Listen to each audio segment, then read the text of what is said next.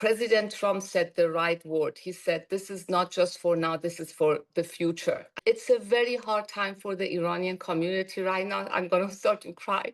I mean, it's been 47 years and we've been waiting for this day, but we don't know what's going to happen. We don't know the outcome. We don't know how many are going to get killed. Happy because we have waited for this moment for so long, but scared because we really don't know what the outcome is going to be. We are hoping for the best, but we don't know. They are happy. And I know they are scared. I know they are. But they have suffered so long that they see this as the only rescue. Innocent people they are going to die. Of course, we are all scared. And you know what? The problem is the Iranians have already suffered so much. This morning, 5 a.m., the call started, crying, worried but happy. So we all have so many mixed emotions. We are all stuck in the middle. We are all together in this. It doesn't matter if you're here or in Iran. So I just got home from covering a large gathering of Iranians and Iranian Americans in Times Square. And I had the chance to speak with them about how they feel about the U.S.-led military action in Iran, and here's what they told me. This moment I never thought that I'm going to see. I thought that I'm going to die, never see this day. So very emotional. It's you have to understand, we were in a big jail for 47 years. And no hope of freedom. This feeling was like unreal. I couldn't believe it was happening, especially after 47 years of living under oppression and tyranny. The people of Iran are so grateful that President Trump is finally the one who helped us out. After the Clintons, the Bushes, the Obamas, the Bidens, nobody even cared for the Iranian people as much as President Trump did. And I just want to let you know, the people of Iran and the Iranian American community will forever, forever, forever and ever be grateful for everything. Iran has always been a secular state, and it's a beautiful country. I've been there about a dozen times. It deserves the basic and more civil liberties that I think a lot of Americans in this day and age take for granted. My hope is that the Iranian people will follow through with President Trump's requests, topple the regime. I wish I was there with them. So that we can return back to a secular nation. Obviously, I know that these Iranians don't speak for the entire Iranian diaspora, and there are a lot of complex feelings right now, and some people are skeptical that these U.S.-led strikes will lead to any meaningful change, but for the people who were in Times Square today, they were certainly celebrating.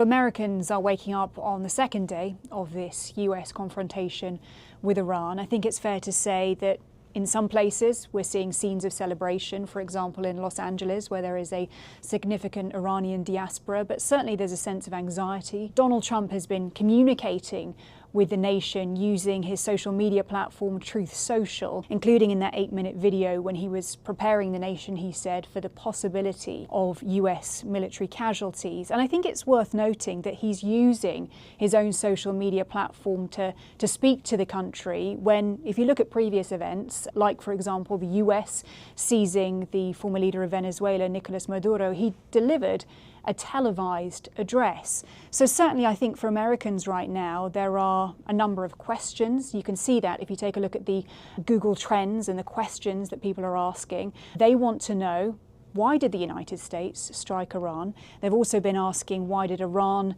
strike Dubai? They've been asking if there was congressional approval. And ultimately they're asking, is the United States at war with Iran? Now, of course, as reporters and journalists, we can try and answer those questions looking at history, including recent history from the Trump administration. But I think what we're waiting to see is if we hear from the president in a televised address, for example, today or in the coming days.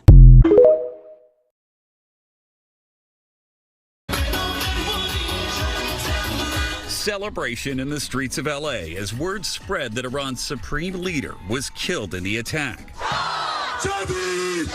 More than 200,000 Iranians live in California. Many fled the regime that ruled there for 47 years, and they welcome change. United States and Israel, they are there to change the regime. Events reached a tipping point after the Iranian crackdown on protesters last month that killed thousands. Iranians here demanded the U.S. government take military action. We want to say thank you to President Trump. This is the only person who supported us in the last 50 years. Every single people in Iran knew that the only way that this regime is going to go away is that to attack them. For the first time in their lives, many here are expressing optimism for a new life in Iran. Now you're expecting regime change. Yes. And hopeful about it. You've got a smile on your face. Yes, I do. Even though your friends and family may be in danger. Yes, you know, to have no choice. Mohammed Ghaffarian left Iran more than 50 years ago, but for his loved ones still there, the violence and uncertainty is overwhelming. Emotional poem with the tears. Are they tears of joy? Tears of joy and tears of sadness for the family. Yeah, because you just don't know. I do. Well, communication with people inside Iran is still very difficult. In many cases, the government has blocked access to the internet, so many people here have still not yet spoken with their families. But that doesn't seem to stop the celebration here tonight. Tony? Carter Evans with the pictures tonight from Los Angeles. Carter, thank you. Over the past 36 hours, the United States and its partners have launched Operation Epic Fury, one of the largest, most complex, most overwhelming military offensives the world has ever seen. Iran's formerly supreme leader, Ayatollah Khamenei, is dead. This wretched and vile man had the blood of hundreds and even thousands of Americans on his hands and was responsible for the slaughter of countless thousands of innocent people all across many countries. Combat operations continue at this time in full force, and they will continue until all of our objectives are achieved. We have very strong objectives. I once again urge the Revolutionary Guard, the Iranian military, and police, to lay down your arms and receive full immunity or face certain death. It will be certain death. Won't be pretty. I call upon all Iranian patriots who yearn for freedom to seize this moment, to be brave, be bold, be heroic, and take back your country. Today's military strikes by the United States and Israel mark a catastrophic escalation in an illegal act of war, of aggression. Bombing cities, killing civilians, opening up a new theater of war. Americans do not want this. Americans do not want another war in pursuit of regime change. We want an answer to the affordability crisis. We want peace. Now, I may be a young mayor, but I am old enough to remember the devastating consequences of our country's pursuit of regime change in this same region not that many years ago. Now, my focus is on keeping New Yorkers safe. I've been in close contact with our police commissioner and emergency management officials. We are increasing agency coordination as well as patrols of sensitive locations out of an abundance of caution. And additionally, I want to speak directly to Iranian New Yorkers. You are a part of the fabric of this city. You are our students, our artists, our small business owners, our neighbors, our instant and say that they are against the war. There's no war on Iran. Israel and the United States bombed Iran. Shame! Shame!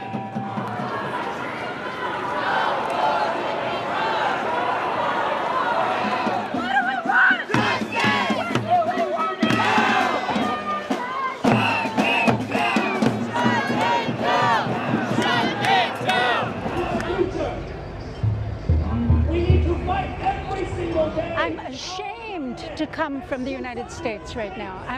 I feel the shame of what we're doing around the world. I woke up this morning, now we're bombing Iran. We didn't learn from the Iraq war. We need a regime change here in this country. That's what the signs say. We need a regime change.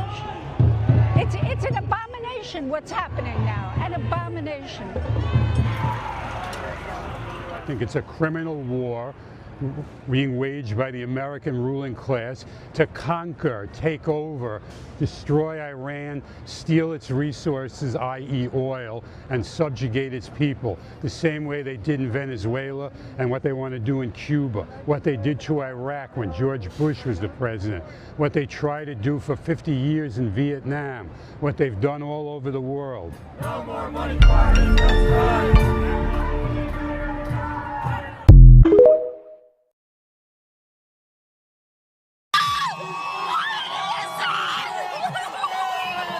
The news rippling through the sea of Iranian protesters, seeing it on their phones, then literally jumping for joy. The leader of Iran has died. Iran's supreme leader, Ali Khamenei, is dead. He's down! And how do you feel? Finally! Excited. I can't so feel happy. my express after this many years. Khamenei and his government, the reason they're all here protesting, more than 250,000 of them flooding these streets just north of Toronto, raising their voices against Khamenei and throwing their support behind his enemies. Here, front and center, the Stars and Stripes with the Star of David. Thanks, Trump, to support us. Thank Netanyahu, support us. We love it. A joint U.S.-Israeli strike carried out on Iran earlier today that Israel said targeted key government infrastructure and leaders, but also ended up killing civilians. A girls' school blown up, killing dozens, mostly female students, according to Iranian state media. For Canada's Iranian community, it's meant a mix of both fear and hope. Mixed feelings. You're happy that the U.S. is going to help and release the people from Iran, and also at the same time, we are concerned about the innocent people. Further south, in downtown Toronto, demonstrators slamming the attack on Iran, saying it was not approved by the U.S. Congress or the United Nations. But for those like Hurad Faridi and his family in Iran, the risk is worth the reward. We've all taken on that risk. And we're willing to take that risk for a better future, not only for ourselves, but for generations to come. The march made its way down a key corridor here in the Greater Toronto area for a couple of kilometers. The crowd eventually gathering here in front of a stage. The lineup of speakers on stage throwing their scripts out the window and focusing on the breaking news. The people of Iran are free once and for all. All of it sparking a new wave of hope here. I feel like it's the end. The end is coming, and we're going to be victorious. Kamal Karamali, CTV News. Michael, we just got a breaking news update from CENTCOM that as of 9:30 this morning, 3 U.S. service members have been killed in action and 5 seriously wounded as part of Operation Epic Fury. Several others sustained minor shrapnel injuries and concussions. They are in the process of being returned to duty. Major combat operations continue, and it says, quote, our response effort is ongoing. The situation is fluid, so out of respect for the families, this is according to CENTCOM, we will withhold additional information, including the identities of our fallen warriors until 24 hours after next of kin have been notified. But I did want to share that breaking news, and I also wanted to share this, bringing this in full, Michael, as we have just learned that 3 U.S. service members have been killed in action, 5 others seriously wounded as part of Operation Epic Fury.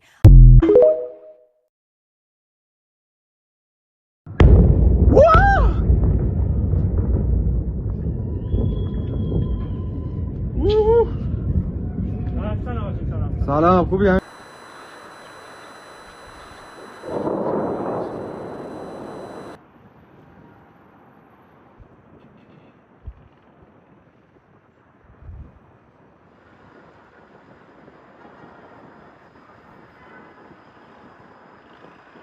President Trump just taking to social media to say, I have just been informed that we have destroyed and sunk 9 Iranian naval ships, some of them relatively large and important. We are going after the rest. They will soon be floating at the bottom of the sea also. In a different attack, we largely destroyed their naval headquarters. Other than that, their Navy is doing very well. Signed, President Donald J. Trump. A short time ago, the United States military began major combat operations in Iran.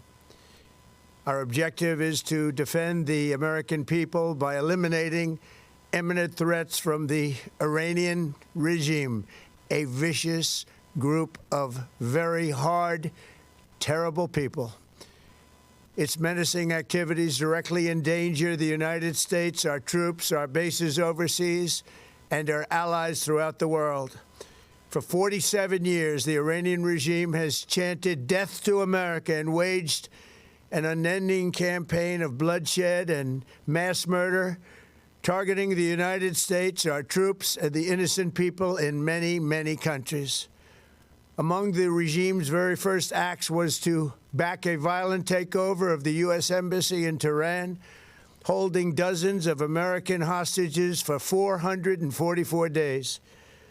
In 1983, Iran's proxies carried out the Marine barracks bombing in Beirut that killed 241 American military personnel. In 2000, they knew and were probably involved with the attack on the USS Cole. Many died. Iranian forces killed and maimed hundreds of American service members in Iraq. The regime's proxies have continued to launch countless attacks against American forces stationed in the Middle East in recent years, as well as U.S. naval and commercial vessels in international shipping lanes. It's been mass terror, and we're not going to put up with it any longer. From Lebanon to Yemen and Syria to Iraq, the regime has armed, trained, and funded terrorist militias that have soaked the earth with blood and guts. And it was Iran's proxy, Hamas, that launched the monstrous October 7th attacks on Israel, slaughtering more than 1,000 innocent people, including 46 Americans, while taking 12 of our citizens hostage. It was brutal, something like the world has never seen before. Iran is the world's #1 state sponsor of terror and just recently killed tens of thousands of its own citizens on the street as they protested. It has always been the policy of the United States, in particular my administration, that this terrorist regime can never have a nuclear weapon. I'll say it again, they can never have a nuclear weapon. That is why in Operation Midnight Hammer last June, we obliterated the regime's nuclear program at Fordow, Natanz, and Isfahan.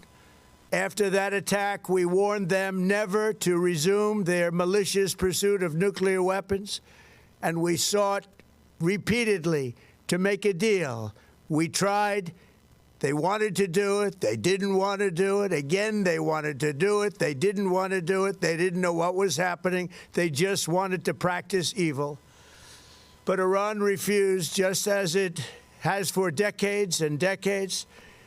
They've rejected every opportunity to renounce their nuclear ambitions, and we can't take it anymore.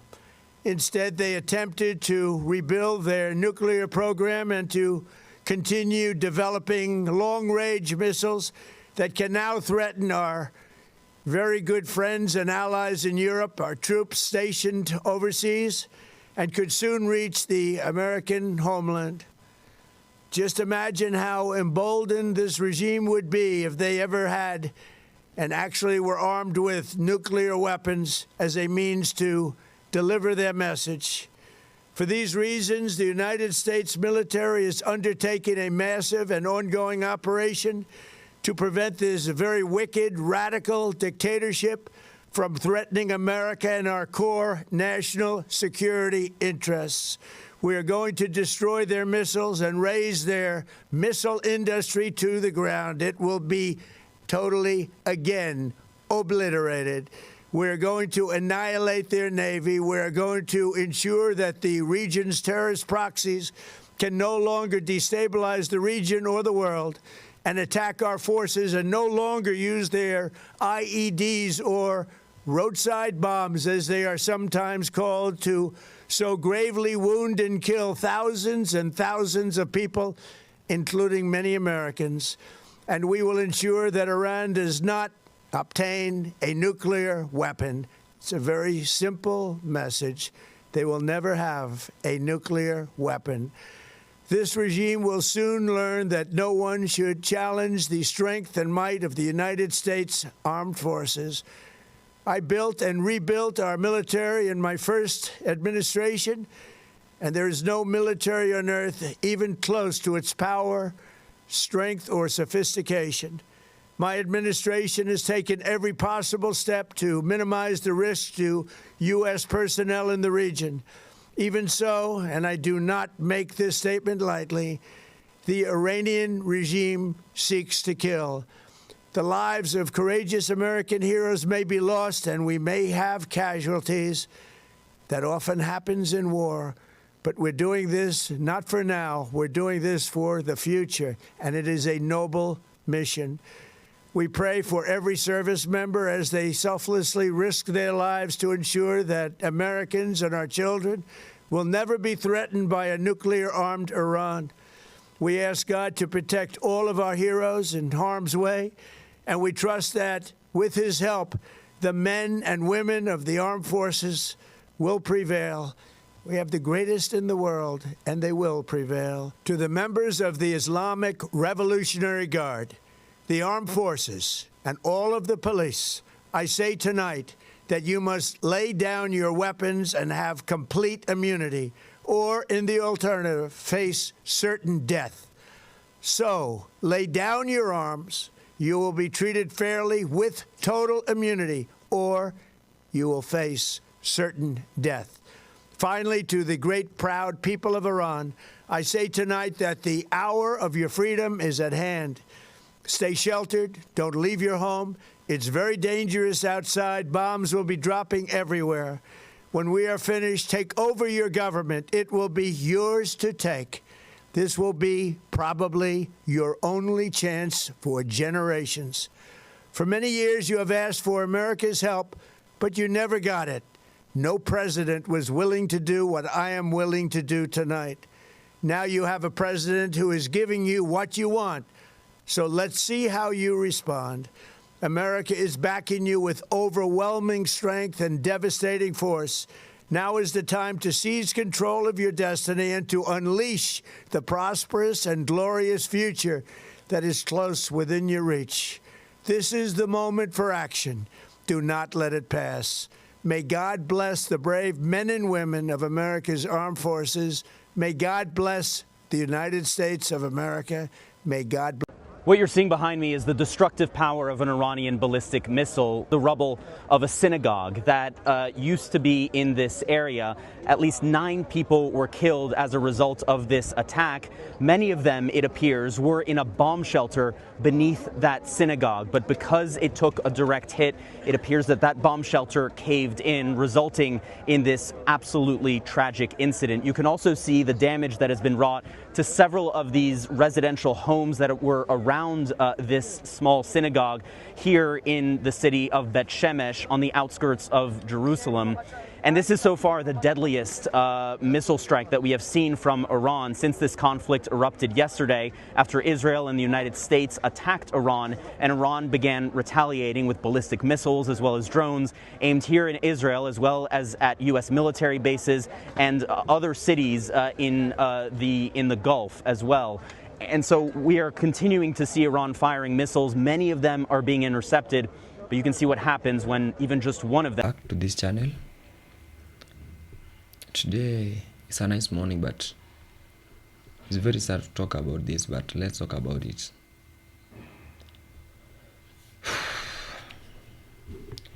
We all know that if 2 people fight, there must be a consequences. There must be a result. Obvious, it must be a bad result, because many scenario will happen. What am I talking about? I'm trying to pass a message, or I'm trying to talk about the conflict between USA and Iran. I think most of the people have seen the scenario, what's going on. The war between USA and Iran, automatic, the result might be bad. The result will always awaken, will always people to feel the pain. What am I talking about? We all know that the result of a war most must be, at least there will be loss of properties. Yeah. There will be loss of properties. Many properties will be destroyed during the war. And that will make the economy of the country to go back.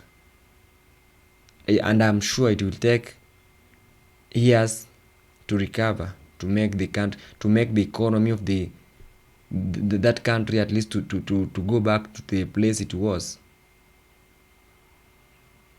First, there will be loss of property. There will be loss of life.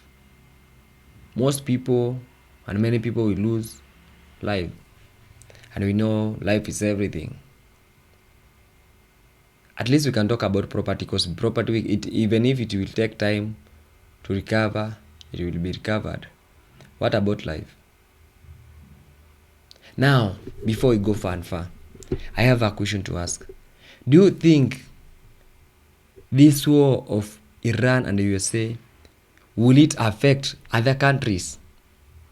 Will it affect other people who are living, who are doing job to other countries? That's my question. You can share on a comment section. We'll come to answer each and every comment. But we go far and far. Before we go far and far, I will urge, if you're a new member, don't forget to leave a subscribe, a share and a comment for more and more. Because you're the one who makes me to be here, who makes me to talk about what I'm talking about today. Just leave a subscribe and a share for more and more. Now, let's continue with what we are talking about. Now, my question was, do you think that this conflict or this war, will it affect other countries? Will it affect other people? Will it affect the falling of other countries' economy? That's my question of the day. I will at least give you my views, then I'll come back for your comment to see your views also. On my side, I'm sure this war will affect most of the countries. This war will affect most of the peoples. How? And how will it affect most of the people? Most of the families, okay, what I'm talking about is, if we talked about loss of life. Yeah, and we know when somebody loses life, no recovery for life. No recovery. There is no way you can awaken at somebody who has died. That's the effect to the family. Maybe that person who lost his life was the breadwinner of the family. Yeah, we are trying to, because the war. We have seen that one of the leaders of Iran, supreme leader, has died, and maybe he was the one that the family was depending on. Not only that, we know there was some small people, some lives that were lost during the conflict, during the war. That will affect some of the families. Most of the people will lose job. We know that one. If the missile that was sent will hit some companies, or they will make a crossover.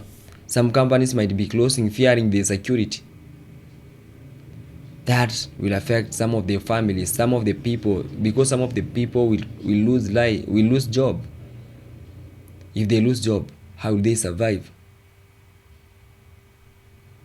That's what I'm trying to urge. If it's possible, let's look a way forward that we can stop this, because we know when too powerful, let me talk about not country, let me talk about people. When too powerful people are trying to fight, no one is ready to lose. Each and every person knowing that I must win this war. So that war might take some years to end, or even not end. And that will affect most of the people, most of the economy of some of the countries. We all know that now automatically the oil price will rise. Automatically will rise. How will it rise? We all know that Iran sits near the Strait, homes one of the most important energy routes on the earth. If shipping become unsafe, fuel prices will increase automatically, because there will be no shipping of the fuel, oil. So that will make the price will increase, and that will become hard for some of the people, some of the families that were depending on it, some of the workers who are working on the oil industry or fuel industry. That will make some of the countries that were let me try to say some of the countries like our continent, it will affect automatically. This continent of Africa will be affected. Asia will be affected. Euro will be affected. Even America will be affected. And the economy will be continue. Now we are seeing how the life is hard for the people of US. And we will be becoming hard and harder. If the war continue, the people of US will continue crying. The life will become difficult for them. There will be even effect of the flight and shipping. We know there was some of the people who took that the flight and the shipping has been stopped. So there was people who are expecting to take a flight even today. She or will no longer take. And that will affect most of the people, most of the families who are saying that, oh, let him go, so that he or she might help us to grow. But now that will affect that family. Maybe you can find someone that took a loan, applying for the passport, and then the war started. How will that person do? More countries will join the conflict, because when some of the countries see that our economy is collapsing, they will start joining the conflict slow by slow. Global military are already stacking. Now, let's talk about what will happen next. Full regional war. More countries enter the conflict will join. And we all know if most of the countries tries to join the war will take decades or many years to end. What am I talking about? This war will affect most of the people, most of the family, will affect, I think, even every sector. Because even there will be high standard of living. Because if some families were depending on some of the companies that will be locked or will be closed, some of them were depending on oil and fuel. The workers, all the contractors who are working there, they will no longer be going to work. And now their life will become difficult for them. How will they survive? This is very bad. We all know some people, if they lose job, there will be high standard of living. Some people might try to migrate. Some people might try to move from one country to another, but it will be impossible to them because the shipping and the flight has been stopped. How will they go? It's very sad. Let's say peace out for the country. Let's stop the conflict. This is African Arrow, the voice of the world, where we conquer, we encourage, we tell you the truth. They don't want you to hear. Just I will urge, if you are a new member, if you are a new viewer, don't forget to leave a subscribe and a share for more and more what will be happening globally. Peace out.